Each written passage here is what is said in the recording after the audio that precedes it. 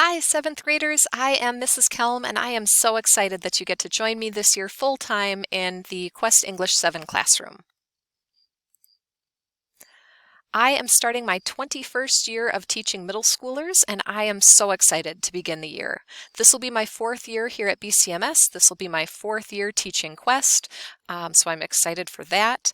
Prior to my time here at BCMS, I spent 17 years in the St. Michael Albertville district, and my three kids that are starting 10th grade, 6th grade, and 4th grade over at Parkside, all three of my kids come here specifically for the Quest program, and that's part of what brought me to the district is the Quest program. So I'm really passionate about gifted education and about my gifted learners, and I can't wait to start the year together. These are my current areas of interest. One of the really cool things about being in the Quest program, or being a teacher in general, really, is that I always get to keep learning. I never have to stop learning, and it's a real perk of the job, is that it's like it just helps if I can spend some time learning new things.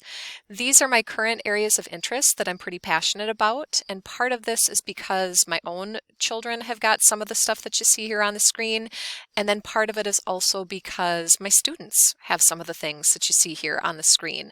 And so I'm always looking for how do I gain more knowledge to be a better teacher, to better serve the students that I get to work with every day. These are our essential questions for English 7. This is a little bit about our curriculum.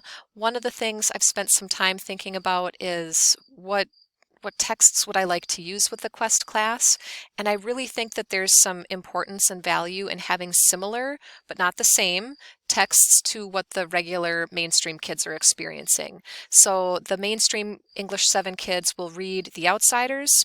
We'll read The Outsiders. How we read it, what we do with it, how we discuss it, that's where things look different.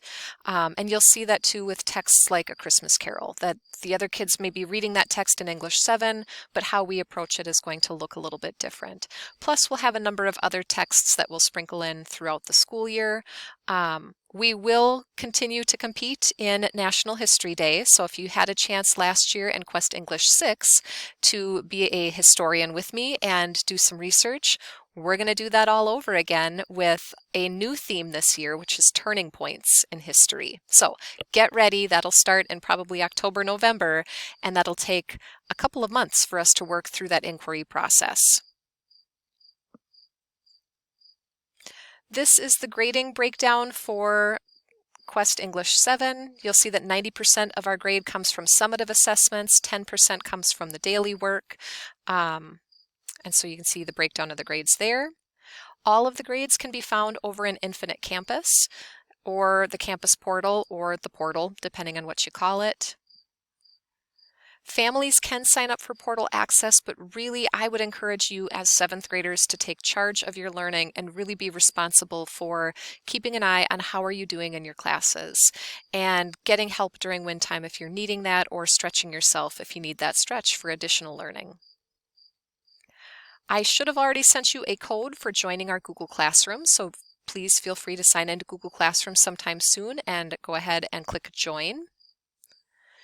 If you should need to reach me at all during the day, during the school days, this is my contact information, and you can see my hours that I typically work. Now, something a little bit different is because I know some of you, or you are friends with my kid, right? Davis is going to be in 6th grade, so your parents might have my cell phone number, which is not typical for most of my learners. If that's the case, one of the things that I would like is for you to use my school email address and my phone number at school for any school-related needs. If it's like, hey, you want to, hang out with Davis, go to a birthday party, do something related to that, if you've got my personal number, then use it for personal stuff. But otherwise, reach me during my school contact, through my school contact information.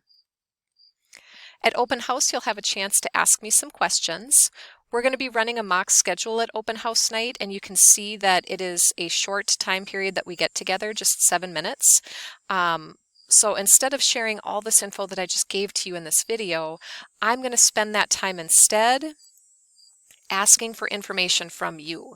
So these are the questions that I'm going to ask. They might change a little bit from what's on here. I haven't haven't finalized my question choices. I want to keep it short and simple because it's only 7 minutes together. And then really, I want to spend the time being able to meet you and say hi to you and get you familiar with my classroom. So that's what's coming up on Monday already.